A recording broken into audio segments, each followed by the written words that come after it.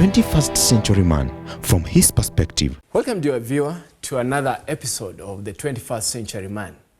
We are talking of the 21st century man from his perspective. We have been talking about man, the real man, and we talked in the previous episode about his ability to be responsible as a responsible person. Today we are talking about what we expect of him in terms of can he be able to provide. We would like to welcome you to this show.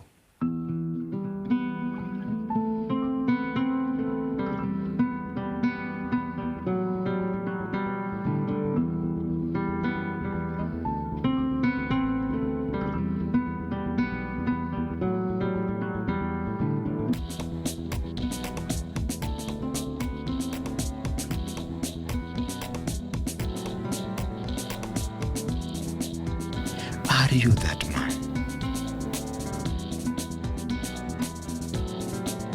21st century man from his perspective. With me on the show for today is my friend, Pastor Solomon Ogutu, and my brother and friend, Dr. Linus Aluoch. We are going to be your panelists for this session, and we ask that as we go to the street and hear what people have to say about the 21st century man, may we stay in tune and hear as we proceed. Kwa Biblia inasema lazima mwanaume awe kiongozi kwa nyumba. Lazima ulete kitu kwa nyumba ili nyumba ipate kitu. Mwanamume akikaa tu bila kuleta kitu, hiyo nyumba itakuwa fugufugu na huyo mwanamume hata kama mwanamume. Lazima mwanaume alete mali kwa nyumba, alete chakula, alete mavazi, alinde mtoto kama kichwa ya nyumba. In social aspects of life, a man has numerous roles that he needs to play. From being a provider, like God, a man provides for his family. 21st century man from his perspective. Thank you very much.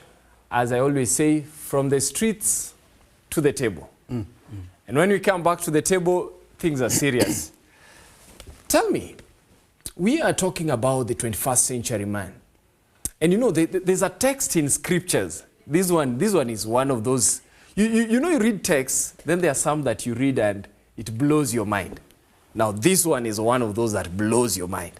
Let me read for you the text. It says in 1 Timothy chapter 5, verses 8. I knew you were to take me there. What do you think it says? In 1 Timothy 5:8. 5:8. But if any provide not for his own, and especially for those of his own house, he hath denied the faith and is worse than an infidel. You know, this thing is so powerful. I'm even flabbergasted. I don't know what to say about this. It says, if you don't provide, you've denied the faith, you are worse than an infidel. In other words, you can say everything about, you know, I have this, I am an elder, I am a preacher, I am a pastor, but if you can't provide, especially, Daktari. Yes. What do you say about this text? The text is serving to make us learn a very important lesson. And we see that we have a contrast that is being made unto the people who we perceive to be believers and those who are unbelievers. And we are finding in this text that if in case you fail to provide, you are compared to be way below in faith. Are you saying provision can be a demarcation line of provider, or of believer and non-believer? That is just the ability to provide. That is what we are getting here. Actually, we are being told that if in case you are failing to provide, then you are compared to somebody who does not know the truth in Christ. There's a statement he was about to say, because I started seeing the way he was making blocks, not upward but downward. Yes. that if you're seen as you're not a provider, you are way below in fact, an unbeliever. You are not an unbeliever. You are worse than. You are worse than an unbeliever. Meaning even where we are categorizing, we say these ones don't even believe. you cannot even be categorized there. Yes. In other words, it is denial of faith if in case you are failing to provide. That is it. Providing then defines faith.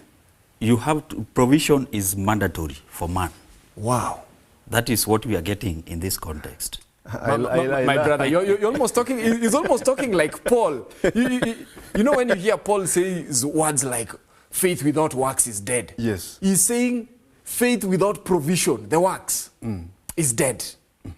If you're not providing, you're not going to give us your PhD. In this context, and by the way, yes, the writer of this man is my friend, man of Tarsus, yes, of Bethlehem.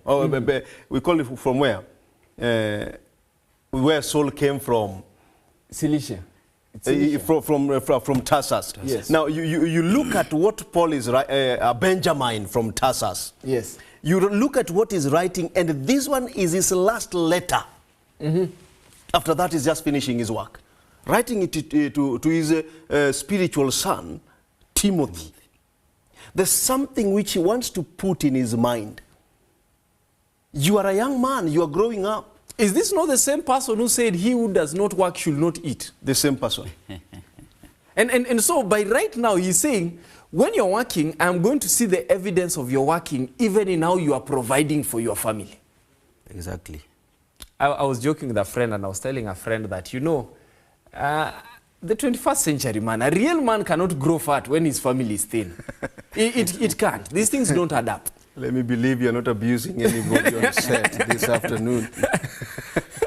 It means, in fact, personally, because I don't want us to lie. Personally, I look at my son and I see his round cheeks and I say, at least I am a man.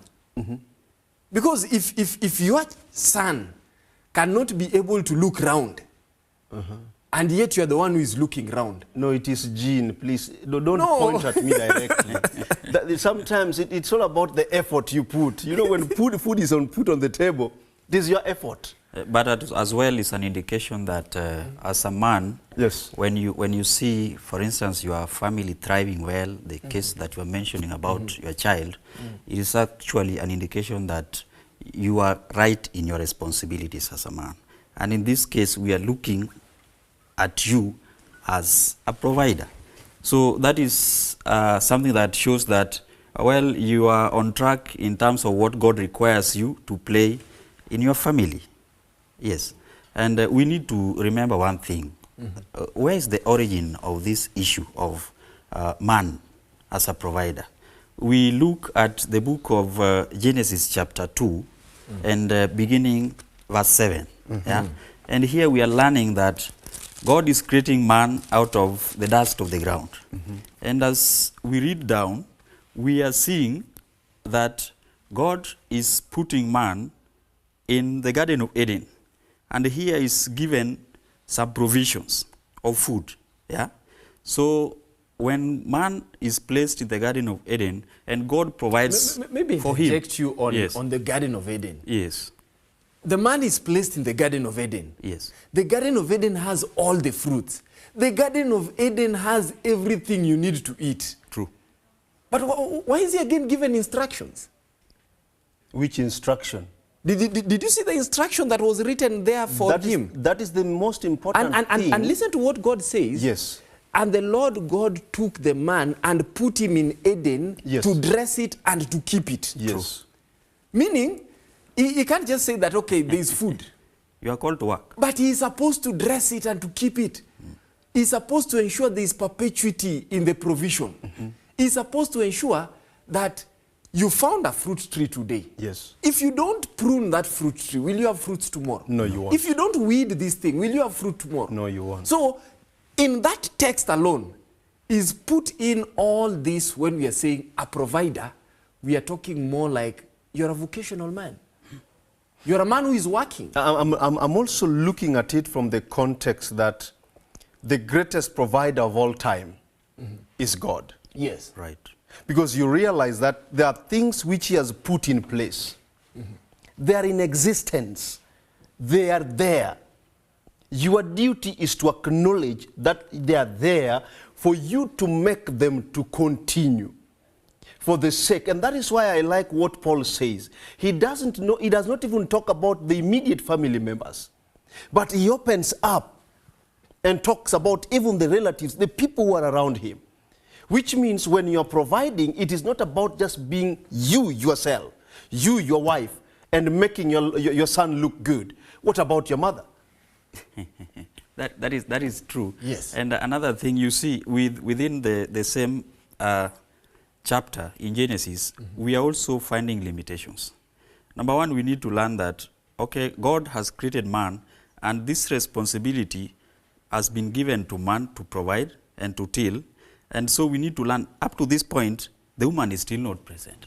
You need to know that. So this is man who is being addressed. And he has been given an example. Man as a provider is not going to be hinged on whether you have a lady or not. Of course. You have to provide. There's a concept here which is trying to bring, that the instruction for the provision is first of all given to man before the woman gets into the picture. Yes.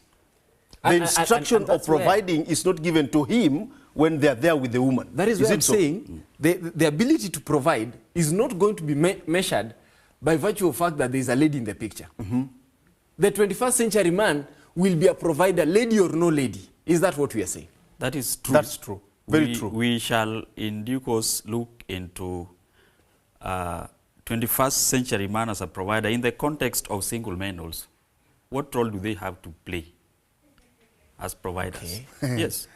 What do you mean? What do you mean? Just say it. Just say it. I simply mean that, yes, we acknowledge that there are single men. Yes. Even in church. Yes. Yeah. And they are also in the society.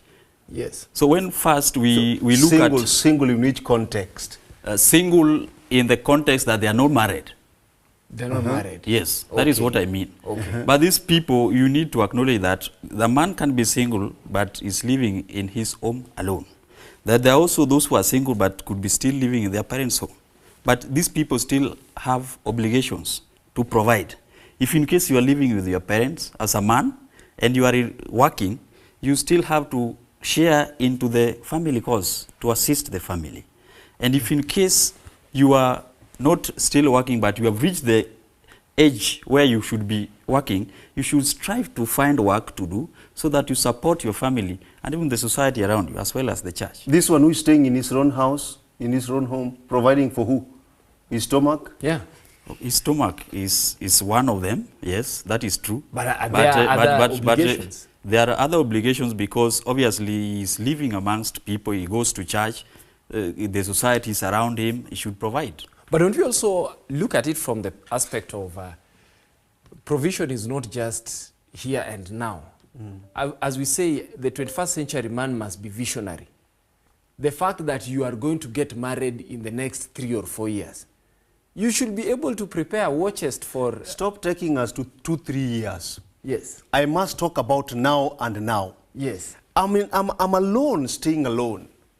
Where is this aspect of provision again coming from? But if I decide to go without food, is it somebody's business? No, and that's why I'm telling you. You see, when you're talking of provision, the challenge we have here is we are tying provision to you're responsible to this person, you're responsible to the other person, you're responsible. Then you can say that I have nobody whom I'm responsible towards. And that is not possible. Remember, the 21st century man is a social man. And I think that is where it was coming from. Yes. That you have responsibility beyond. If you can go back to the episode we did last of the 21st century man as a responsible man, the king, and he's giving direction. This is somebody who has direction, is visionary. Provision, and that's why I'm saying provision cannot be tied to, are you able to buy food today? Provision should also be tied to the fact that, do you have something in stock for the next day? Did you see Joseph, what he did? Joseph comes the 7 in. years. And yeah, precisely. Yes. When you are providing, you must even have a vision of providing for the years of drought. So the 21st century man, and that's why 21st century man cannot be getting his salary and finishing everything. He can't. No, it depends. It depends. He must be able. It depends with what you are getting. No. Listen. You see, when you talk of what you're getting, and I think you need to tell us.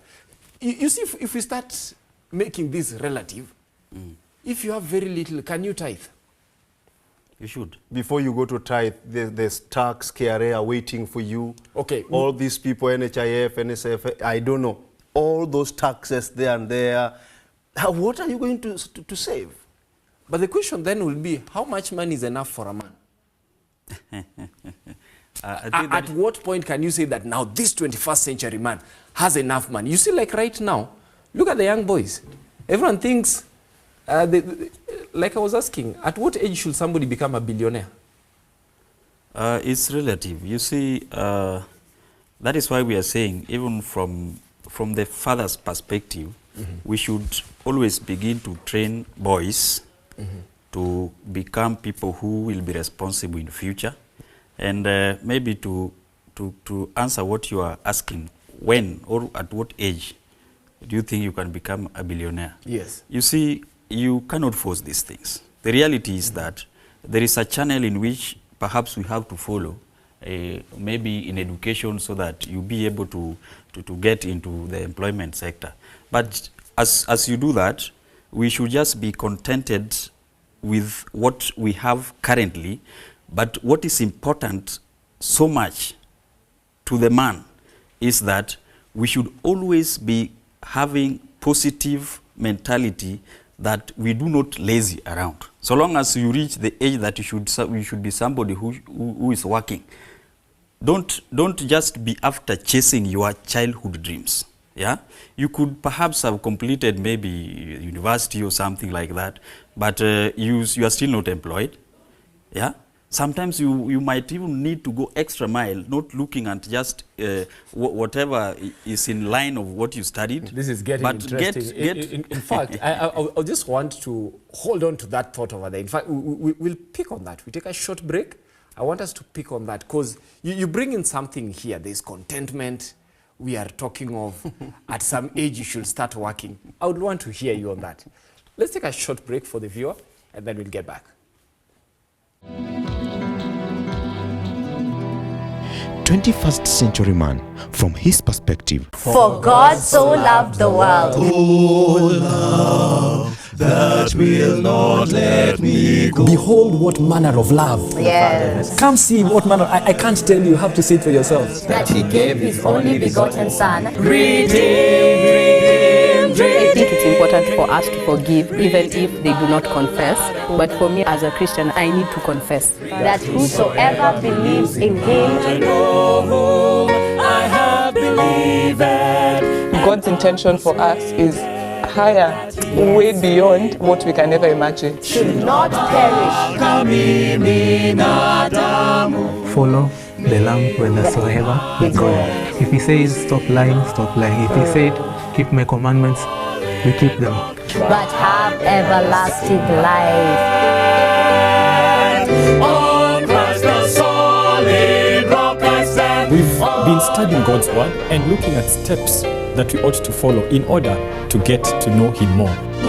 Let all things now living sing a song of thanksgiving. Let all things that have breath praise the Lord, for his worthy. Come everyone and join in breath of praise. This brand new season is coming soon on Hope Channel Kenya. 21st century man from his perspective.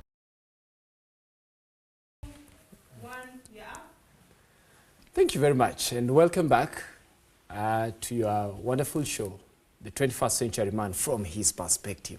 And today we are talking about his ability to provide. There is something I read somewhere, and as we just answer the question that we had alluded to in the previous segment, and what I read was interesting. It was talking about no man is excusable for being without financial ability. You hear that? No man is excusable for being without financial ability. Of many a man, it may be said he is kind, he is amiable, he is generous, he is a good man, he is a Christian, but he is not qualified to manage his own business. Do you think that's correct? That one makes me, you cannot say that a man has an excuse for being without financial ability. It makes me believe that the 21st century man is under siege. He's under siege. Why? Because the best thing they can do now is to do nothing. I don't know whether you've heard me. But how? How? The best thing they can now do Yes. is to do nothing. Why am I saying so? There are a lot of things which are coming their way. And some of them tend to shy away from those things because the responsibility becomes too much. The hands are empty. What do? But if the hands are empty, Jacob's hand was empty. And Jacob came and labored. No excuse. Financial excuse, not a reason. I think it is very true. You really do not have an excuse as a man. And this is because, in the first place, we need to acknowledge that man as a provider is a very heavy responsibility, and it is God-given. No man can evade that. We need to understand that this is the singular duty of man to provide for the family. In every aspect, maybe leadership, spiritually, you are supposed to guide the family. And now we are talking about material provisions. One thing we need to know is that it is man who is mandated to be the provider for the family on all things. The woman only comes or can come just to give a support. And therefore this one is to make You are anchoring your statement on, I will give him a helper. That is true. So you're saying the man is the ultimate provider. That is true. The woman comes as the helper. You're looking at me. Yeah, I don't know where to start from. Because today I'm getting very heavy statements. Yes. He has said that the singular duty of man, there's no question about it, is to provide. No question about it. Made in the image and likeness of God, the ultimate provider. Yes. So man does not have any excuse. If he is tied to the ultimate provider, where is his excuse? Assume by bad luck this man doesn't work. By bad luck. Well, he's at home and the wife is the one who is working. Where do you put the 21st century man? Well, that is a very nice question. But you see... Can you just sit on the sofa and wait for the wife to come? How? Can you just sit back and say, okay, you know what, I was retrenched. I love the way you're saying how. Now, it's just not possible. One, because you cannot sit pretty that the wife is providing. But now, first, if in case he cannot work because, which reasons? Could it be because he had a job and he lost the job? Yes. I'm seeing the direction you're going. You're almost asking that what work can't he do? Yes. Just because you cannot be employed by Kemri, does it mean you cannot do any work on planet Earth? I want to believe that if man is going to evade his responsibility as a provider for the family, then it comes with serious effects. Number one, one is just going to be a figurehead. I mean, this man is just going to be, naturally he's a man, but functionally, he has delegated a duty to the wrong person. But I think why my brother is laughing is, do you mean man as a provider means the man must be earning more than the lady? Not really. That is not the meaning of that. Can you be a provider when your paycheck is 10% of your wife's paycheck, can you still be a provider? You can still be a provider. How? You can be a Tell provider us. because, one, we need to acknowledge that even if we are talking about man as a provider, we are not advising women just to be pretty seated that man is bringing anything. By the way, we as men, we are really very thankful. For instance, when the woman comes home and you know that he is also assisting you in providing for the family. But the meaning of what we are saying is that in the little capacity that you can do it, you also have support of the woman. Does not mean that if in case you are earning below the wife, then you cannot actually perform your duty. This is just but one. Must a man earn more for him to be respected? No. There's a say in my mother tongue, though I'll translate it, that the money for a man is eaten by almost everybody. Mm-hmm. But the one for a lady is hers. Now, if the money for a man is eaten by everybody, how is he supposed to do it? There's a lot. To be very honest, there's a lot. There's dad waiting for you for medication. There's mom waiting for you for food. Your children are supposed to go to school. Your wife is supposed to put on. Everything around you means a lot. You're an elder in the church. Or rather, I'm a pastor in the church. I need also to protect what is taking place. I earn very little. And that's what we are talking about. 21st century man as a provider. But look, when we say you're earning very little, my question is, of the little you are earning, are you putting it to good use? Are you doing to the best of your ability? That is what I've counted. You see, a man is judged by his ability. Mm-hmm. He's not going to be judged. He's not going to... Listen, if the best that you can bring to the table is this 10, and you've labored, you've gone to your best, the Lord has seen that you've done the best that you can. We are not categorizing you as lady, as lazy. We are not saying that you have now seized or delegated your responsibility. You've done the best that you can do as a man. Don't you think the problem we have right now is not really an issue of doing the best to their ability? Too many men have decided not to even to try get to 10% of their ability. Why? Laziness. What else can we say? Because you see, when we are talking of God says that you have the responsibility to provide. Captured in that is what we find in the book of Ecclesiastes chapter 9 verses 10. And if you look at Ecclesiastes chapter 9 verses 10, you're going to find it is saying right now when you are alive, work, hard work is captured over there. And it says time and chance happens to them all. All of us have been given an opportunity. And so, there's a friend of mine, let me just give you an example quickly. There's a friend of mine who was preaching somewhere about 2 weeks ago.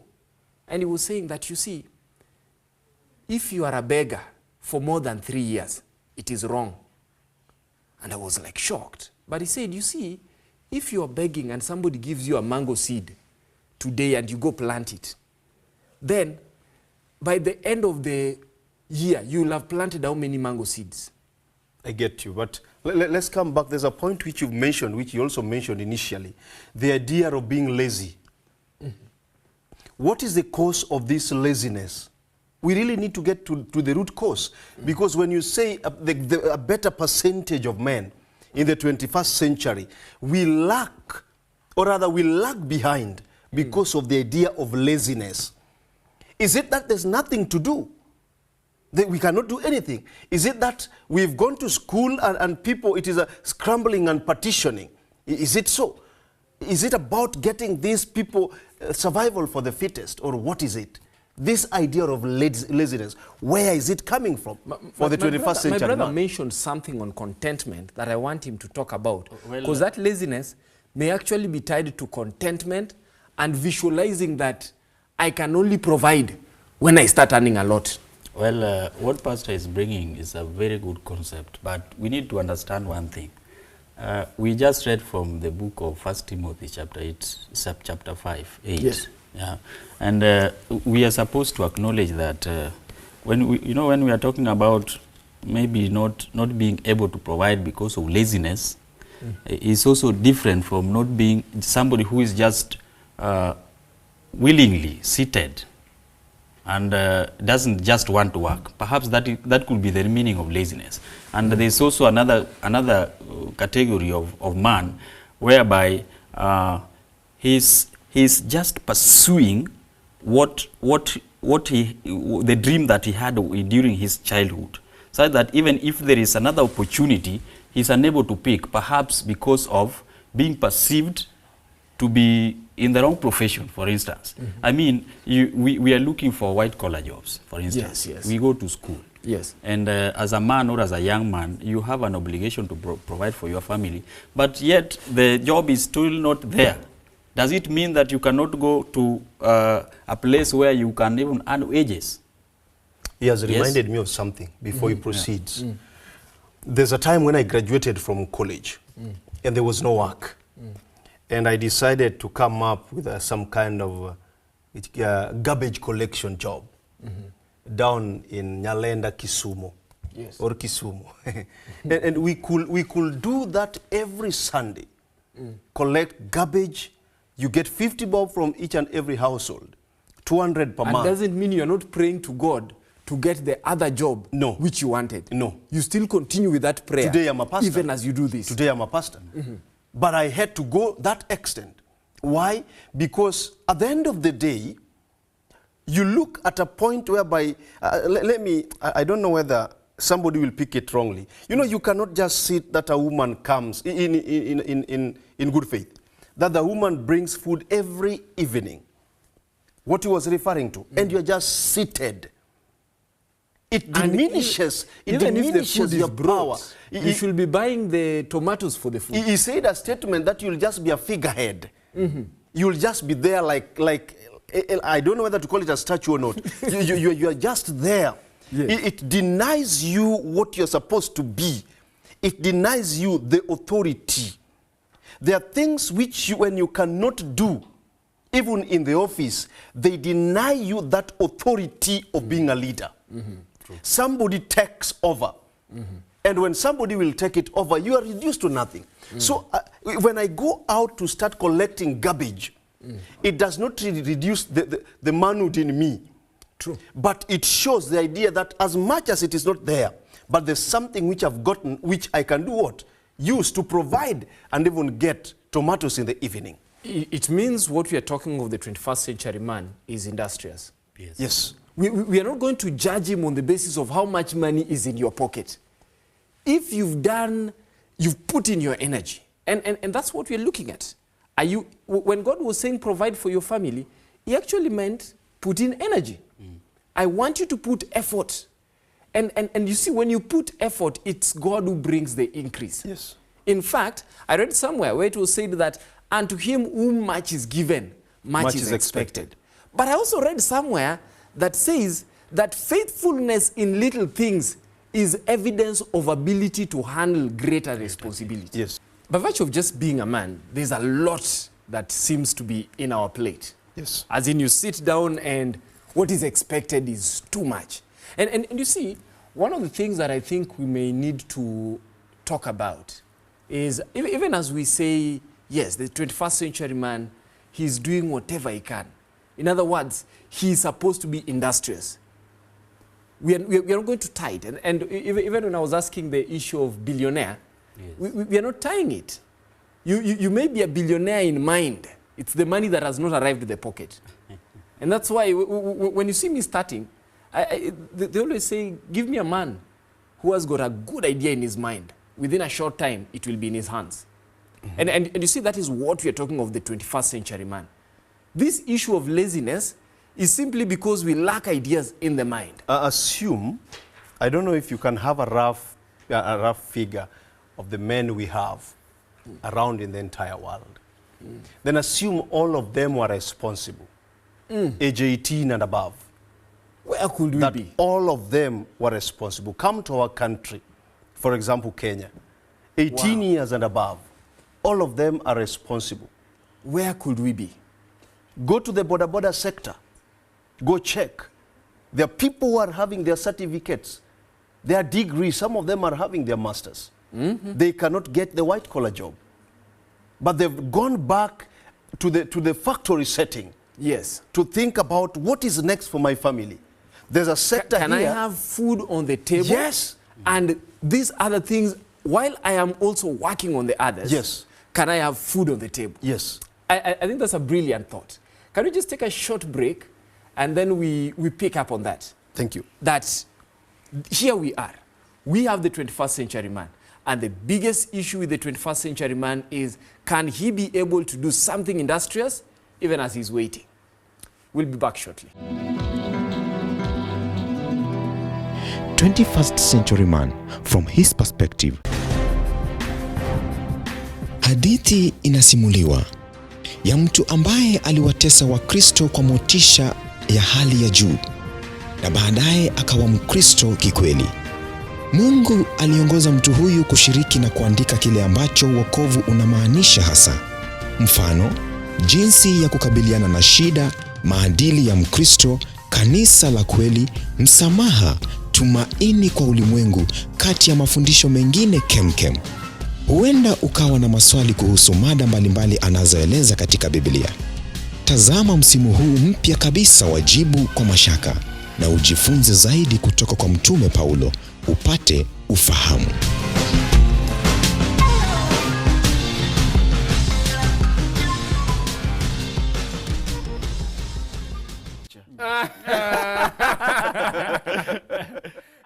"21st century man from his perspective." Welcome back, dear viewer.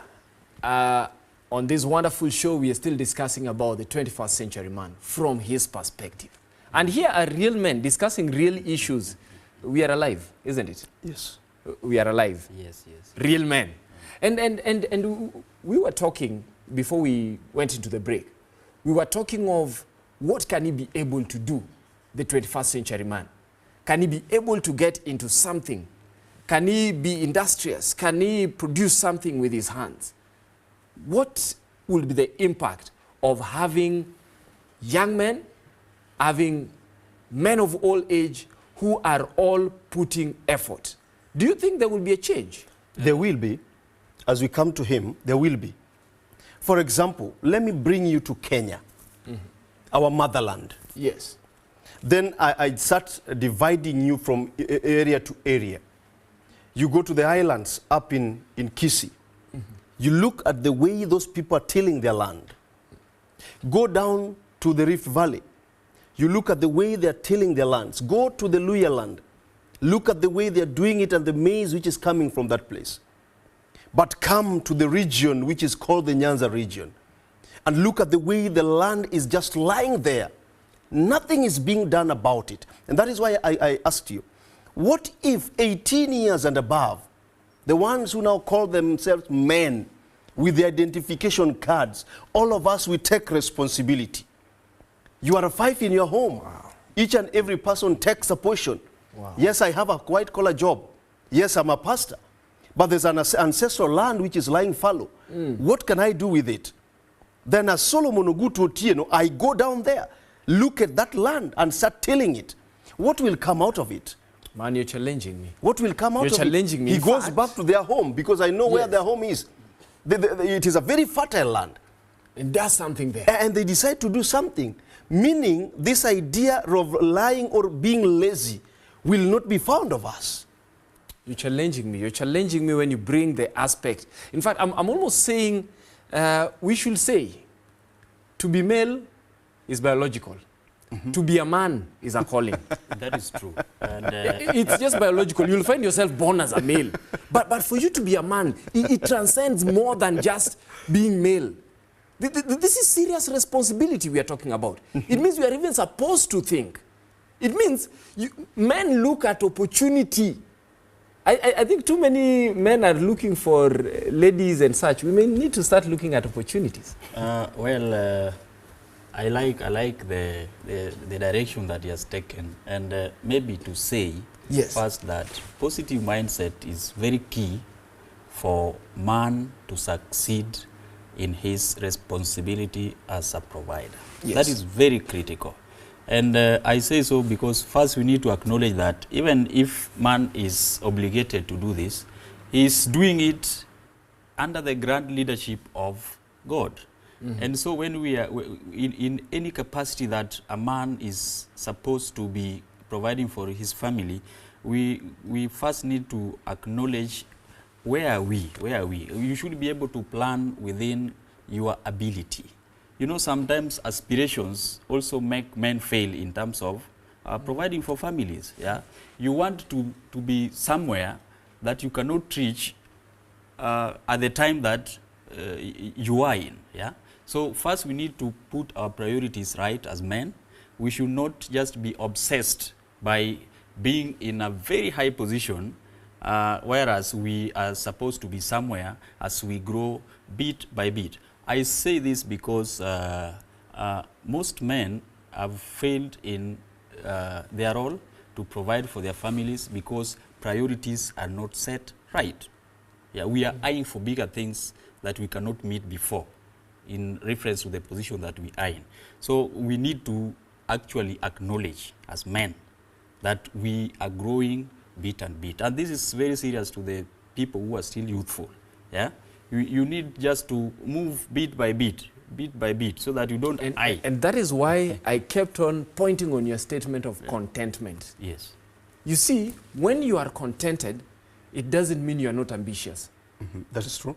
It only means that right now, while my paycheck is reading as 5,000 shillings, 10,000, 100,000, 500,000, I may be contented, meaning I don't have to steal. But I don't need to fail to be ambitious, meaning I don't want to move higher. Yeah. And you see, the challenge that we have with the male folk right now is that we have a number of males who want to drive an expensive car but do not want to fuel that car. That is interesting. You see the problem? That's why I think the problem is. And that's why we are jumping the gun. That is why we are having a lot of, we are going to have corruption. We are going to have... It made me to think about this. Just put it together with that. Is it possible that peer pressure can make men not to provide? Peer pressure? True. We are men at 40, all of us. Yes. Remember, life starts at 40, a fool at 40, things like those, coined together. Yes. Very many things happened at 40. Yes. People led Israel for 40 years. Yes. So 40 is, so we are, all of us are at 40. Then one of us seems to be coming up. Yes. Then all of a sudden I see him buy some very expensive car. But when I look at myself, it's like I'm being left behind. Then I pick all my savings and get another very expensive car. It is going to deny me a chance to do what I was doing somewhere here. And that's what we say. You're getting to a point of stifling family resources to sustain a very expensive lifestyle. And you see, when you remembered as a provider, remember provision was according to your ability. Irrespective, you see, let me put it this way. If you are earning a given amount of money, at least let your children eat food that is of a given amount of money. You cannot be asking your children to keep on surviving and struggling when you are actually earning what should make them feed well. But now, because you want to live this extravagant lifestyle, your family, that is a form of not providing. But there's something I want you to explain. Yes. They say where two people are fighting, the grass suffers. Yes. When a man suffers struggles with a lot of things here to prove a point, there's a child who is suffering. But proving a point to who? To the society. Can't you prove a point to your child that you're a real man? That is now what I want to bring you to. Because in most occasions, yes, I'll be driving that vehicle outside there, walking from place to place. But down back here, My child is going without food. Well, the child is having something. Pastor has got a very good point. And Yes. that is what I earlier on mentioned as priorities. And he talked about peer pressure and how it affects men on their role of provision for Yes. families, Yes. the society, and as well as the church. It is true. There is a saying that, tell me the people you associate with and I'll tell you who you are. Yeah? And this is in the context that the people who are around you, the minds that are around you, will always give you the direction to take. So if you are always with friends that are anti-development, or those people who have neglected family responsibilities on providing for school fees, on providing for family needs, food, shelter, and the rest, obviously you are going to take the same direction. And that is why we are saying, even as this responsibility is given unto man, it is anchored on the grand leadership of God. Yeah? You should always allow God to take the first position in your life, and when you do so, you will always be guided unto the right path. And so to answer what he was saying, yes, it is true. If in case you associate with people who are anti-development or who are not focused on providing for their families as a man, you will obviously take the same direction and you will please the society with what is not actually benefiting your family at the expense of family, your wife and your children suffering. Is it possible for a man to be spending his money on the right things and yet his family is suffering? He has failed to provide for his family. What do you call possible? right things? No, I'm saying there's a man who just decides he's earning all his salary and he has put everything in church, and his family doesn't have money. In church? Yes. And church the family? activities. So Your number one responsibility is family. We said if he doesn't provide for his family. Yes, your number one. There's also that danger. I wanted it to come out clearly that there is a possibility. I may be so obsessed providing even the right things in other places, and I am seen to be very serious here and there. No. But when you neglect family, allow me first of all to understand provider? what you call right. Right depends with where you are standing. Yes. So you cannot tell me that when you go to the church to give out everything and your family goes without food, you want to call this one right. But that's generally what people perceive. In fact, you may find that you are a serving elder and people think you are a very serious elder. And we have neglected children whose parents are elders. It is true, but you see, we are really not going to say that you can take everything to church at the expense of family suffering, because one, we acknowledge that there is tithe. That one we are not. You cannot touch it. About it. Yes. But on top of that, if in case you feel blessed, yeah, you can net take all that is left after tithing as an offering to the church. Yeah, you should actually take a portion, but having consideration that there is a family that is fully under you, that you are supposed to take care of all their needs as a father. I want you to assist me on a point. Yes. I'm a pastor personally. Yes. And pastors, we are synonymous with suits. And also church elders. Yes. Most probably, are you a church elder? Certainly. Now assume you are a church elder or a pastor. On a Sabbath day, you are smartly dressed. You are just good. Yes. You climb on the pulpit together with the message you are hammering. It is good to the point. Yes. But when I come back to your children who are seated in the congregation, the type of clothes they're putting on, I call them substandard. That one compared to what you're putting on. You're smartly dressed. Your child has come to church with the slippers, which means he doesn't have shoes. The trouser is this one I can't reach down. Somewhere it is torn. How do you talk? What do you say about that man? And that He's the 21st century man. That is why we said one thing. And I'd like us to give parting shots on this. But we said one thing. If he does not provide for his family, In other words, you can be able to have your suits and everything, but let your children have corresponding. Walk with your children. I'd rather you be a pastor who is preaching with just one shirt every time. Correct. But your children are coming to church when they can change their raiment. One day, you will change yours. And on that, I think that is where now men get it wrong.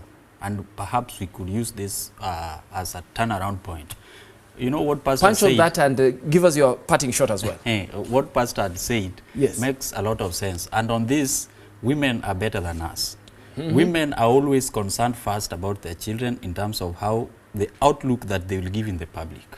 But perhaps we are neglecting on that. That is why it is important to remind men that the first church that we have is the family. Yeah? And so we should take care of their needs. And as he said, make sure that they are smartly dressed, even as you go to church with them.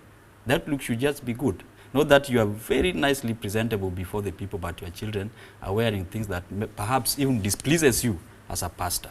And now, you want me to give my parting shot? Yes. I want to say we thank God for this opportunity. And dear viewer and men, we acknowledge that there's a problem with 21st century man. And that is why we are coming to give this information unto us so that we have a change. Families are suffering because most men have neglected their responsibility to provide. And one, the provision that is given unto man is divine because it comes from God, and it ranges from spiritual issues. You are supposed to take care of the spiritual needs of your family. You are supposed to give emotional support to your family. You are supposed to give financial support to your family. And now when we talk about financial support to your family, you need to know that it is a heavy responsibility that is given unto man and man alone. A woman coming in to help is, yes, acceptable. But it is only helping us, and we should acknowledge that. But never neglect your responsibility and give it or delegate it to a woman. Thank you. Thank you very much. My brother, in a minute. I made a statement that the best nowadays we can do is to do nothing. That is what the idea of laziness, that is how it came in. That we are sitting at the fence to watch. We are sitting to see. I once told a friend, and I like this analogy. You are a friend of mine. Yes. If you get outside here and buy yourself a Prado TX, and we are close like this, watertight, there's no day I will claim that Prado TX to be mine. There's no way I can go to my house and tell my wife that we have a new brand Prado TX. That is yours. Yes. Your success is your success as much as we share the bond of friendship. How I wish that the 21st century man, as a provider, the one who gives out and takes care of the family, we surround ourselves with the people who can be of help. Iron sharpens an iron. Amen. Amen. Wonderful. What a parting shot. And I'd like to say, as we close, I've always said this in passing, and I wouldn't mind repeating it, that you see, men must have the mentality that we have during Holy Communion. It's in Holy Communion where you have elders coming and saying, I've all received. And men must first ask, I've all received. That is the lesson in Holy Communion. I've all received. Is when it takes. Is when it takes. You cannot be coming to the house and eating all the fruits. I've all received. Check, has your child received? Amen. Has your mother received? Amen. Has Amen. your wife received? Amen. Now we may carefully partake. That is the 21st century man. The man who stands as a provider.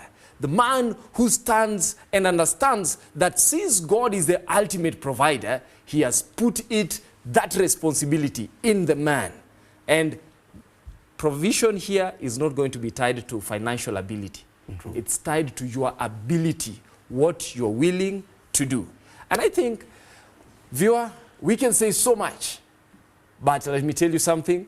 The 21st century man is a wonderful man if he can be able to use his God-given ability to provide for his family.